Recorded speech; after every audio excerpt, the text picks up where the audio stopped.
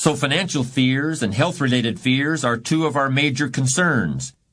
But the third thing that I sense really scares people today is a bit less easy to categorize. It's kind of a general feeling that things aren't as good as they used to be, that there's been a loss of control at some basic level of our society.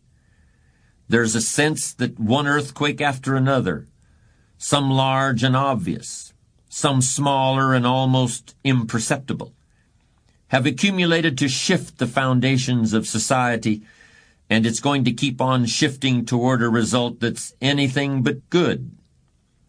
Now, keeping in mind our idea that a courageous person is not someone who never feels fear, but who fears the right thing at the right time in the right way, let's ask ourselves if these fears really fit that definition.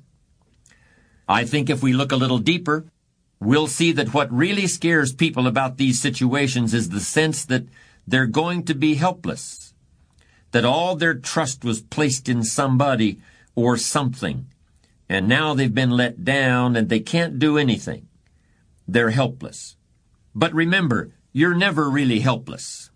And the sense that you are helpless, or that you might be if certain things were to happen, is something we really ought to be afraid of, and that we should refuse to accept. You're never just a victim of circumstances. No matter what happens, you're never without options that can get you back on track. It takes courage to recognize that, because it means accepting responsibility for your own future. But I would suggest that we should accept that responsibility because no one is really going to accept it for us, no matter what we may have been led to believe. Let me emphasize that underlying most fear is the fear of helplessness, of being victimized or being blown around by the winds of fate like a leaf is blown off a tree. But is that really a legitimate way of looking at things? To me, it sounds like being afraid of the dark, in which case the best thing to do is to get yourself up, out of bed, and switch on the light. After all, the people who built this country didn't feel helpless when they faced obstacles that we can hardly even imagine today. We should realize that every generation has faced insecurities and lived with them and triumphed over them. It's only in the past 50 years or so people have come to expect a life without real tough times and real difficulties. But adversity isn't something to fear. It's something to expect, something to prepare for, and something to overcome. The truly courageous person is not immune to fear, but it plays a different role in his or her life than it does for other people. If you're a courageous person, your fears aren't about what someone might do to you or something that might happen to you.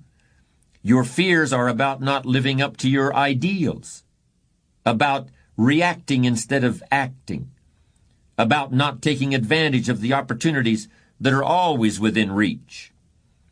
A truly courageous person is not afraid of what might or might not happen next week or next year. He fears not making the most of every moment today.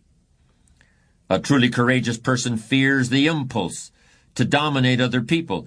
She leads by helping others to be their best.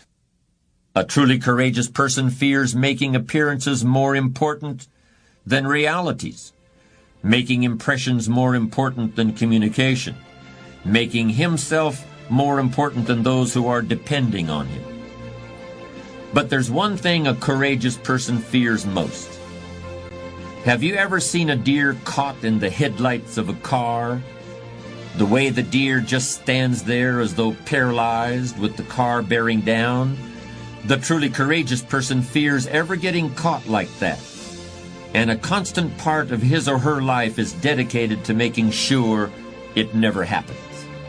In other words, the truly courageous person, as someone once said, fears nothing except fear itself.